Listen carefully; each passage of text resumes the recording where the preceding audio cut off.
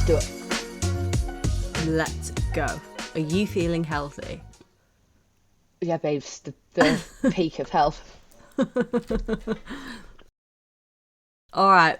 Hi, I'm Charlie. All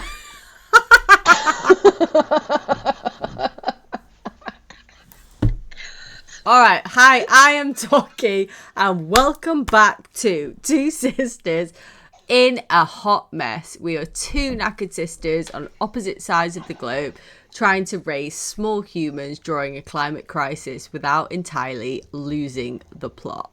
And hi everyone, I'm Charlie.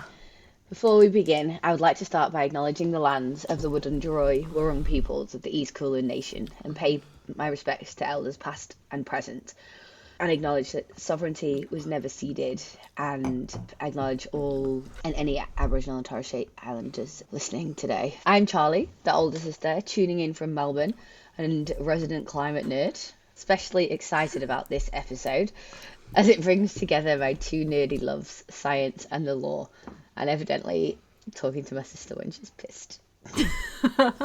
I am super pissed. Hi, I'm Tocky, the younger sister tuning in from Manchester, who, yes, is slightly drunk today because it's Saturday night.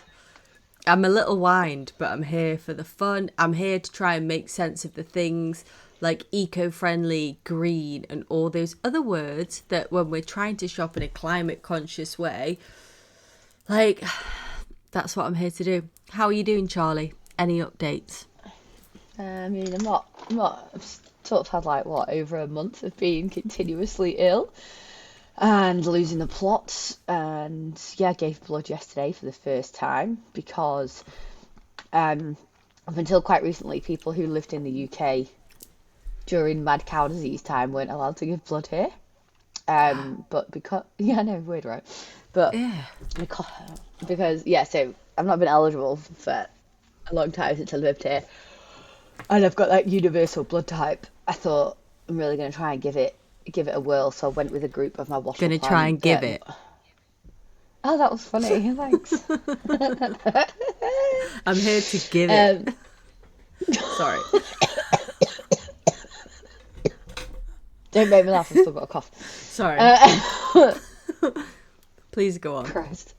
And anyway, I went in the group with my Wall friends because I was just like whole Metallica, giving blood, whatever. And yeah, basically, almost passed out. Ali, lovely volunteer lady from Nottingham, was standing over me, fanning me while she was doing it. And then she was like, "Okay, it's too far. You're gonna pass out now. We need to stop. And yeah, so I still feel like shit. Anyway, how are you? I mean, I love it, girl. Giving. I was going to say giving and receiving, but that's not a thing. Sorry. Right, updates from me. I'm sorry, everyone. I'm a little bit pissed. It's Saturday night in the UK. Updates. We're doing that well. 3 times already. It's Saturday night. It's Saturday night. I'm drunk. I'm giving it. I am giving it large, everyone. No, what I was going to say, updates from us, we're doing well. We were also ill for a period of 4 weeks. I think we had the COVID, then I got sinusitis. It's been hell, but yeah, we're out here surviving and trying to thrive. But I think we should get into today's episode. We are diving into greenwashing and what is it?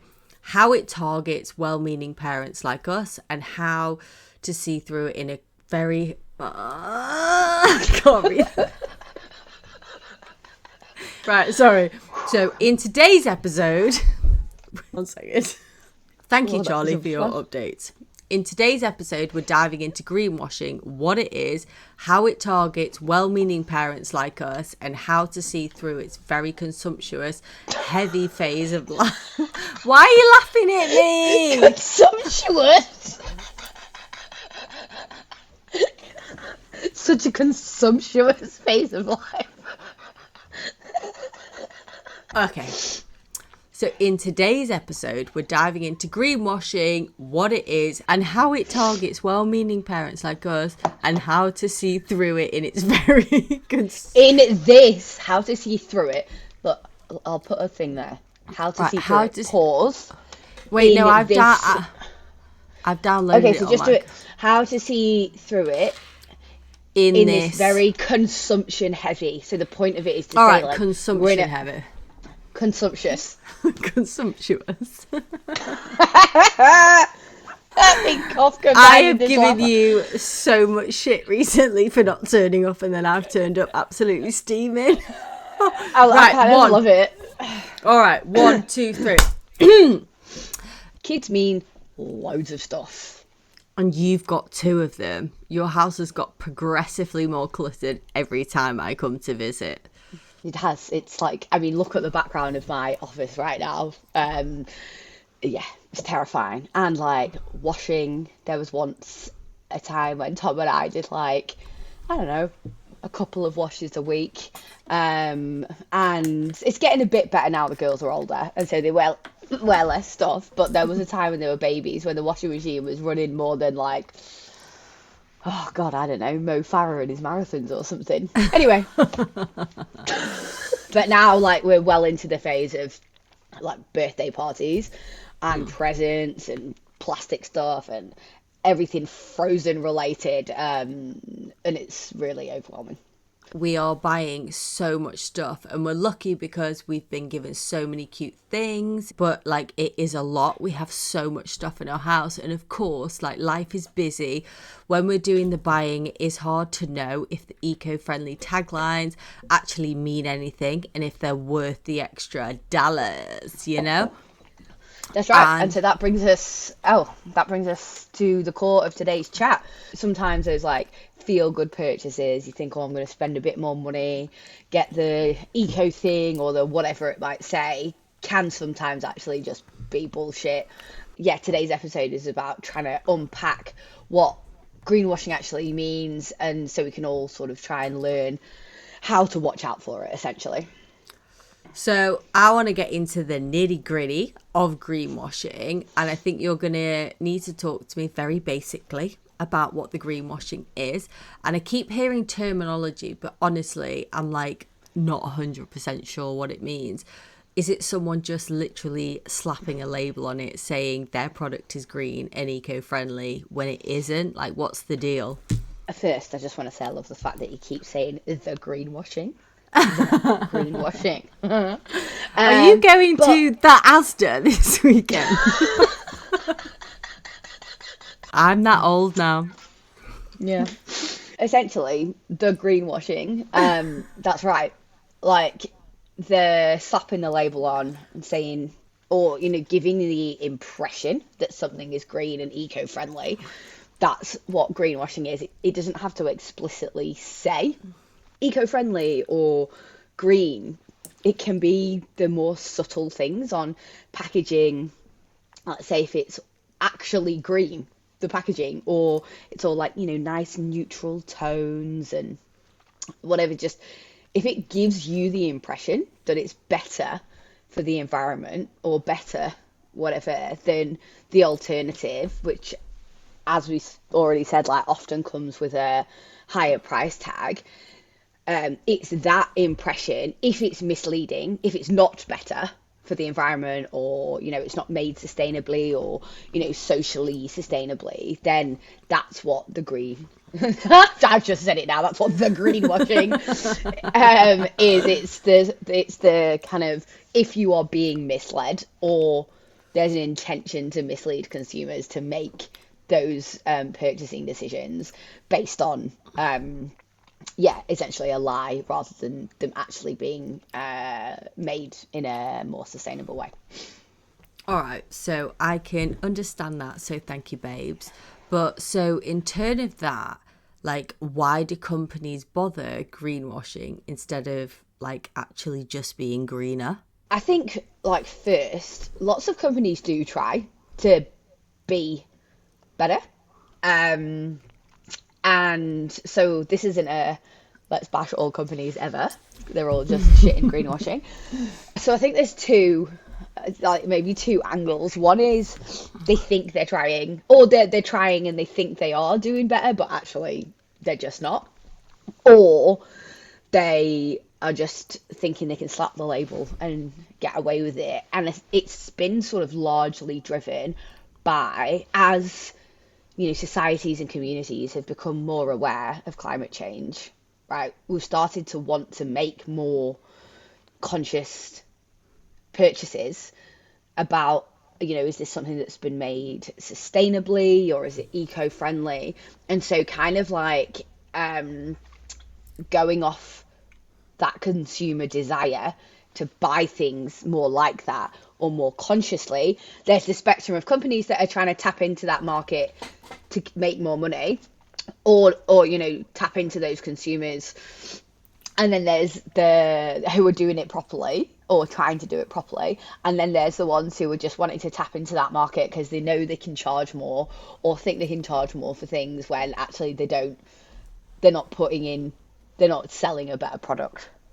So it's all about, because consumers want to buy better stuff, companies know they can make money from consumers wanting to shop more ethically. All right, so I really want to get into how we can recognize it. As we've been saying all this time, now we're starting to talk more about this, and I'm being more careful when I'm shopping, which I am making an effort for recently. But when are we able to recognize what is good and what isn't? And some things just give the impression of being better because they slap the label on and they look green, but it's like the green package and the tree on it pretty just much tells me that, oh, I'm a good person for buying this, right? Oh, I'm doing my part. So if I am to pick up a product at the supermarket, what is my telltale signs, whether it's greenwashing or whether it's legit? Like, how are we supposed to know? Yeah. And I think that's the crux of the matter, really, isn't it? And we touched on this in a bit in our first episode when we were talking about eco nappies, right? And in the context of what makes it really hard for especially busy parents, there are a lot of these words and like out and about there, but there's actually no set of legal definitions about what they mean.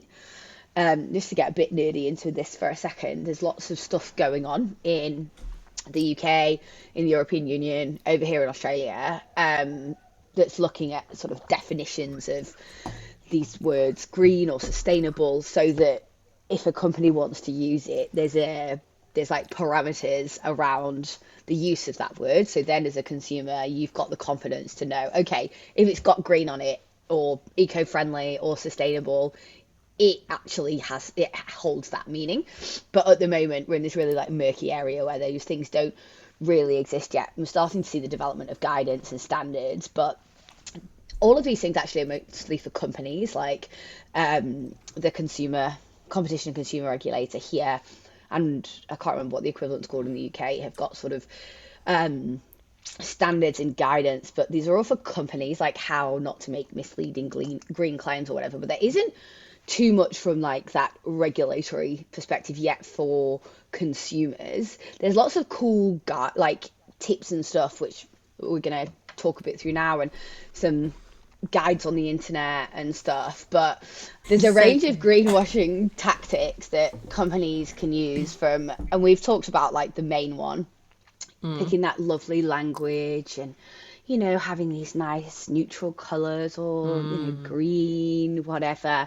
But they can also do things like cherry pick bits of their business or certain products, and to give an overall impression that a company in itself is a green company or whatever. But you actually, as the marketing gal here, it's that spin to make you think that what you're spending your money on is in the ways that you want, but you're really not. And I know, like, we're going to go on and talk through some of the ways now, because it can get a bit overwhelming and disheartening. And it's, even as someone who, like, I know quite a lot about this stuff, right? I still, like, when I'm looking at stuff in the supermarket or trying to buy a present for one of their friends or something, it's like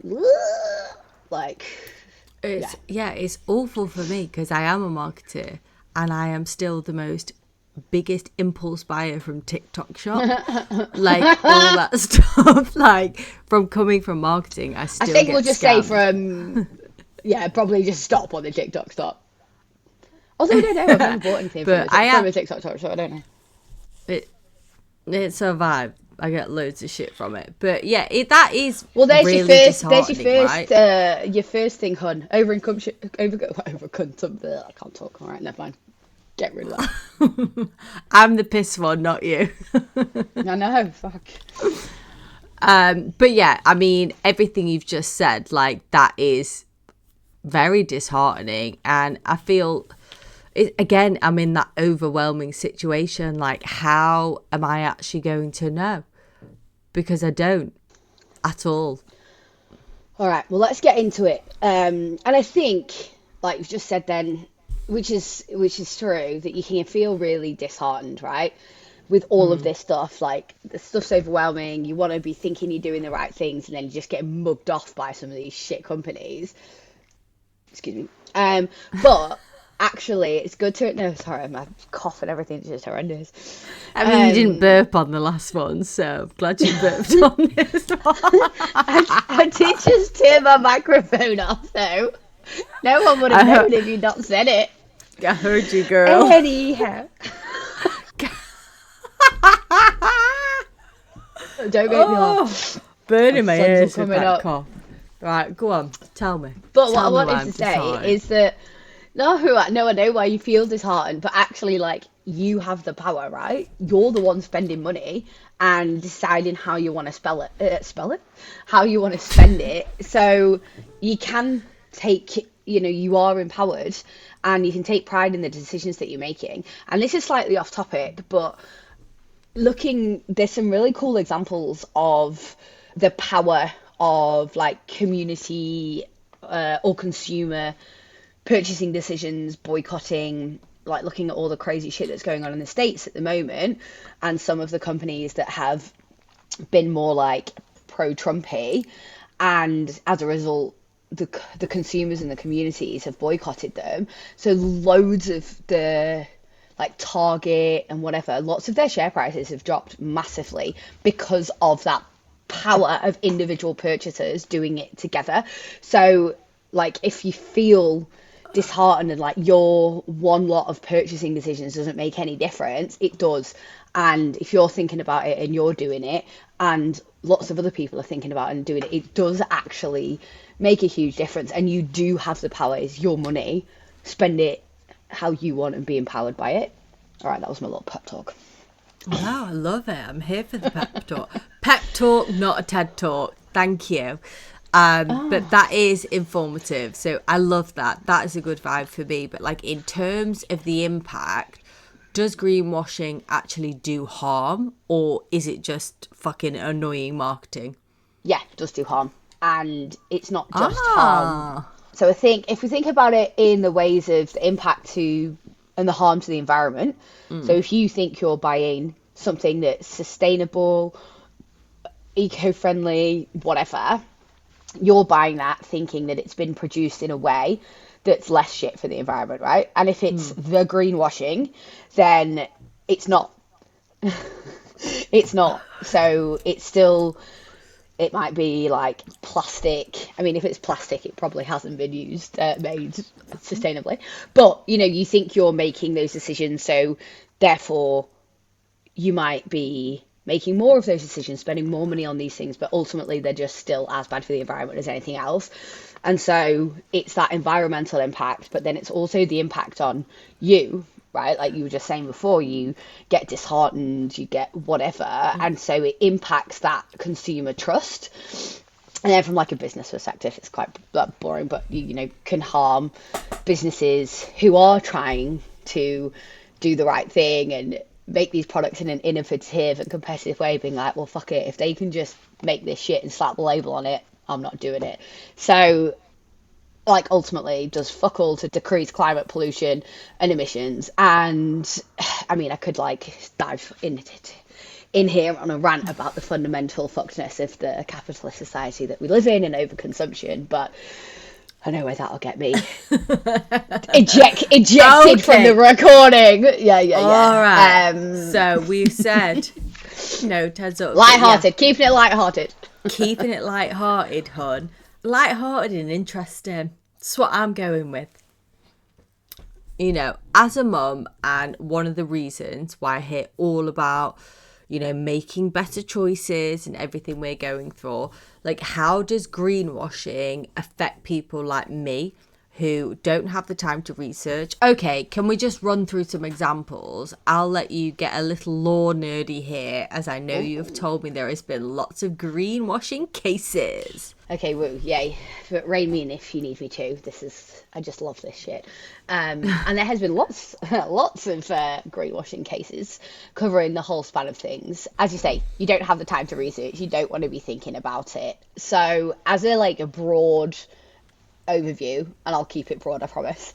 There's been cases in the courts, or most commonly in like the greenwashing sense, cases or like complaints that have been filed to consumer regulator or whatever. So that's in the travel industry, so about airlines when they say like sustainable ways of flying, and I think we touched on the use of offsets in our first episode, but like an aeroplane, you can't fly sustainably. Like there's just you cannot. Point blank, no. Yeah. And so there was a big case in the EU. Yeah, one of the airlines had basically had all of this like nice wording about fly sustainably, click this button to offset your emissions, blah blah. And fundamentally, you can't fly sustainably, so that was greenwashing. There's been some cases about cars and how they're sort of zero or net zero emissions cars, but that just takes into account. Yeah, but they're cars, right? So how can a car be net zero? So there's a couple of, well, they can't basically. Yeah. So I'm a bit stupid in this topic, and even No. I know that that's not feasible. Like a Yeah, car. and Yeah. you're not stupid, obviously. But so there were a couple of marketing campaigns where the car manufacturer said, we've planted 50 trees, and that covers that makes the car net zero or whatever. But this is a good example actually of how that doesn't take into account. So I think that was just the life of the car and projected emissions from the car. But what was found to be misleading about that was, and I think if that case was I think that was today, it would also go into the issue about like offsets not offsetting or neutralizing emissions anyway. But the whole point of that was that it was only taking into account emissions once the product had been Can I ask a really quick question? So yeah, if but somebody... let me just finish this. Sorry. Let me just finish this Yeah, sentence. go on. Yeah. From sale, it hadn't taken into account the manufacturing, so the actual making and building of the car. So it's like all of those emissions had just been completely ignored. Anyway, sorry.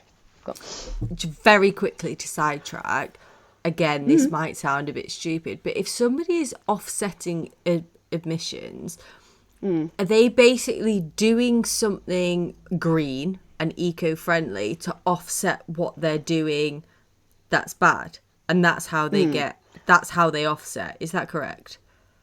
Yeah, and that's the idea behind it, right? Is that but it's so murky. The world of offsets is so murky.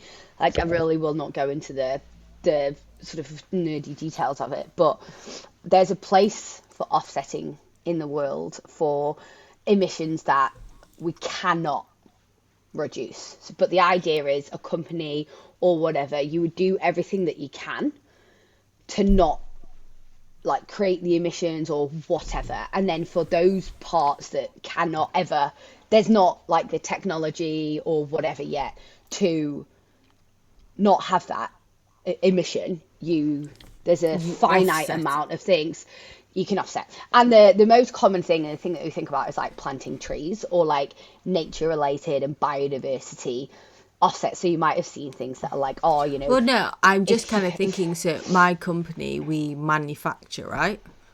and they're putting loads of ESG blah blah blah into the business, and they keep saying, oh, we're going to offset. So I'm like, you're still doing all these things that are causing all these emissions.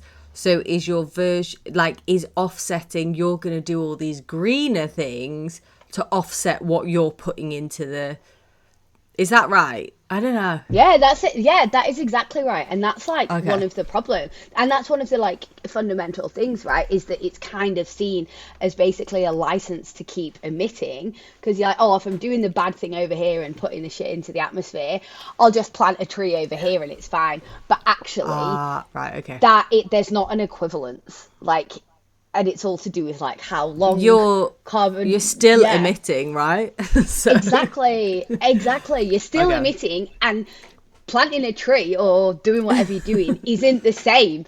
So it doesn't balance it out. And that's where, in lots of this greenwashing stuff, companies are starting to get their wrists slapped because Right. you're giving consumers the impression that, oh, if I go on this flight and I offset my emissions, I'm not doing anything bad for the environment because it equals it out.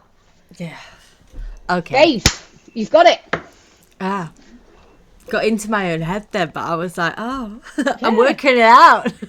Yeah, yeah, and that's like one of the things. And there's issues around, what if you've offset your emission, but the tree that you've used that for burns down in a forest fire? Oh my God, Charlie. This is deep as fuck. Yeah, yeah. God help us all, please. All right. And I know you probably wanted to talk more about that, and I just interluded because I No, was no, no. That's good curious. though. I was, But yeah, like, no. how do we shop A, without going broke, and just know what we're doing? Like, help me. It's hard. It's really hard, and like I'm the same as well, right? Like, it's just so even though we try, that's still buy loads of shit. Like, anyway, not won't get into that now. But I think we talked about this in the first episode, and going into that mindset more of reducing, reusing, and then recycling where you can. So instead of just really, I don't want to sound preachy or annoying or anything, but I think because we have all been so like tricked into, or not necessarily tricked, but just how, the world has been and how we've grown up and all of this stuff, like you just buy things, right? We live in a system that's made for us to buy things and for other people to get rich, essentially. And so it's more, I think, where you do have to buy something and you have to buy something new, the sort of key things, the like hot tips, as they were, go to like the red flags you've picked up a lot of already, like vague claims or nice looking packaging and the real buzzwords. And the sort of green flag equivalent to that would be if there's like a certification. So, some things might have like a badge on, whatever, certified. You need to be a little bit careful of those things as well. Like, we've not really had time to go into some of the funny quote unquote examples, but like H&M, for example, their conscious range, they've like, it's like seen as certified, but it's their own certification system. So like yeah, I know. And that is like, What? especially in the fashion industry, like wildly common. These companies have their own certification. Like H&M has been in trouble for this, but because so far the consequences aren't really bad enough, they just keep doing it. But I think so. Oh They've got their my like God. organic cotton and their conscious range, and I think it was something like 98% of the conscious range was just. Charlie, I fucking love a H&M because I'm like, you're so climate aware. But I think I want to come in with one of our listeners' questions because we have Oh, great. listeners. So I had a listener's question, which was A, how can we spot the signs of greenwashing? But we've touched that. And are there any certain industries that it's more common in? Clothing is a big one, and especially babies' clothing and kids' clothing, right? Because they Fuck know, off. yeah. So Oh my God, new mums who are fucking psychos like us. That's like the target audience. I know. And so I think, yeah, to spot stuff, if things have got organic cotton or whatever, I'll go back to the H&M comment, like the conscious range. They aren't worse than their clothes, but they're not better. And so, they are more expensive. And you do have that sense of, I've bought something, that's slightly better for the environment. You And almost so, feel like it's going to be better for your child because you're like, oh yeah, this is better for the environment. It's better for my child. The cotton they're using, that kind of exactly. And vibe. that's how they get you. Oh my That's God, exactly that it. is fucked up. And I think toys as well are like particularly rife, like brands of toys. And I think in terms of like trying to spot the stuff, if you're buying something that says it's eco-friendly or it's, I don't know, sustainable, and it comes in all plastic packaging, that's probably a sign it is not. Or durability is actually a really good sign. So you might not know the first time you buy something, and if you don't have time to just to like, yeah, look it up or whatever, which often we don't, if it starts falling apart pretty quickly, um or it's a toy and it's like the fabric's pulling or getting loose or whatever. And I think like the durability thing is quite a good litmus test of stuff. So if you're buying things but you're noticing they're not lasting as long as you thought they would, or they're not lasting any longer than like the other not eco-friendly stuff that you've bought. And there are some good guides, and we'll put them in the show notes this time. And there's actually one of the things I was looking at in my Wattle research was maybe like trying to create some sort of app for testing stuff, but there's lots of them that exist. I can't claim to have used any of them, so I can't say any is better than the other, Oh but my there are God, that should starting. be one of our actions is to use the apps and test Yeah, them yeah, out. yeah, exactly. And some of them, and I think it's easier in the UK because they've got like some better labeling things. But so you can have an app on your phone and you can look, and it gives you like a comparison, Ah. like this is better than this. Oh, And that's so, yes, interesting. the Let's beginning of our next episode, we'll offline, let's talk. talk about Yeah, yeah. apps and do it. Right, I've got one more listener's question and then I've got one more question. So our last question was examples of greenwashing on a big scale, i.e. companies pretending to be sustainable, examples of greenwashing on a more granular level, regular families in home.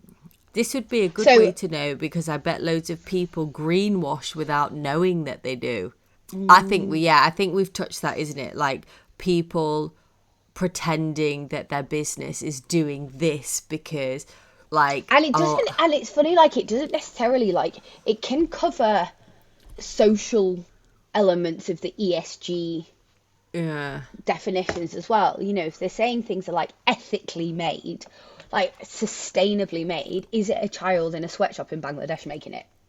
Like, and having that sort of traceability, that's a Yeah, really yeah. like another good way of, if it's clear where and how something was Where the made. supply chain is, like, how's the Yeah, supply exact chain? like Yeah. supply chain. And this isn't necessarily green, this isn't green washing, but I saw that Sydney Sweeney had done an interview about, she did that jeans. Pete, I just need to stop. I am obsessed with Sydney Sweeney and I'm going to marry her. So please All right. do not tell me But she's a the point, greenwasher. no, no, no, no, she's not. But the point of well, I mean, she might be. The point of the story was, so she did this advert.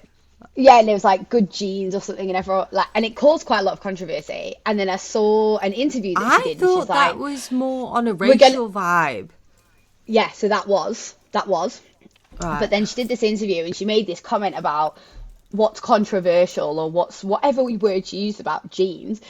And actually, when I was thinking about it in this context, it's like, well, actually, if you think about how genes are made and the history of how genes have been made and their supply chains, the indigo dye that's used, the cotton that's often, picked in countries that like the actual supply chain of genes is bad. And so, yes, you want to think about durability, traceability, not just the product itself, and kind of back to that car example, it's not just the product, it's the manufacturing process, and it's Yeah. the supply chain. So there's a lot. But we were talking about the app before. I also, when this podcast really takes off and we earn enough money from it, we can quit our jobs. I want to have this thing where I like, run around supermarkets or run around shops called Love Charlie this. Checks, and I'm like, let's do a Charlie greenwashing check. So OMG, if start you like that and yeah, if you immediately. like and subscribe to our podcast, I might be able to start that sooner rather than later. Charlie, they're my lines, but please like Just and got that subscribe straight to in see there. Charlie go and do. But right, we need to close it up. One last question from me. So, how do you think I can start explaining greenwashing? So when like our kids are older, there can be a way that they're more aware of it than like I am and even you are. So it'll be good for them to know growing up like what the difference is. I think don't think about it in that sense. Like, how do I teach Edie how to spot greenwashing? Just how do I teach her like sustainable, and like how to make good choices. So as you're learning about them, she will learn from you, and like hopefully by the time that they're starting to understand more and wanting to make choices themselves, there'll be more parameters around, or like more stuff around greenwashing. But I think it's modeling the behavior, right? It's like any other parenting thing. If you're doing it, she'll do it and she'll learn. And then as she gets older and the girls get older, we'll be able to talk to them about these things. But she'll be absorbing it from you. All right, so from today's episode, let's wrap it up. I want hot tips and actions to take away. What are our hot tips for today, Charlie? When thinking about shopping, whether it's in the supermarket or if you're picking up something and you're drawn to it 'cause it's got a green, it's got a nice label, it's got nice packaging, just stop for a second and think. If you've got the time, have a look at it as a compared to the worst version. And if they look exactly the same, then the green one's greenwashing. And if they've got That's words on it, good. if they've got That is words on it like good. eco-friendly or whatever, like again, if you've got the time, have a quick interrogation of what is on there that would like validate that. Is there a certification or is it something? But yeah, I find the comparison to the bad one useful. If you're thinking about buying clothes and you do have time to maybe think about it before, or you're on the way and you can, I'm just again thinking about the H&M example. Their conscious range is shit. Although that's just in my opinion. Don't sue me, H&M, if anyone's listening. Charlie, we're about to be famous podcasters. I don't think we should be slating on brands. No, but so yeah, those comparisons to what would be the like brown version. Yeah, any certifications and the durability of things. And yeah, let's explore the apps that are out there to help make these decisions. And you have the power. Vote with your wallet as well as your voice. Oh, I love your cheesy lines. They get better every show. I'm still going for the stay hot while keeping the planet cool. That makes me die inside. I was enjoying that you stepped up, but yeah, I think that's good. Like, I think the whole, I don't know what I'm about to say, but like the comparison to the green to the brown, that's my favourite. That's what I'm taking away from today. Amazing. All right, I can't believe we made it through this. There was a good 15 minutes before we pressed record that I didn't think this was going to happen. So proud of us. And yeah, that was great. Well done, Hans. Thank you, Charlie. I love you. Thanks, babe. Love you. Bye. Bye. Bye.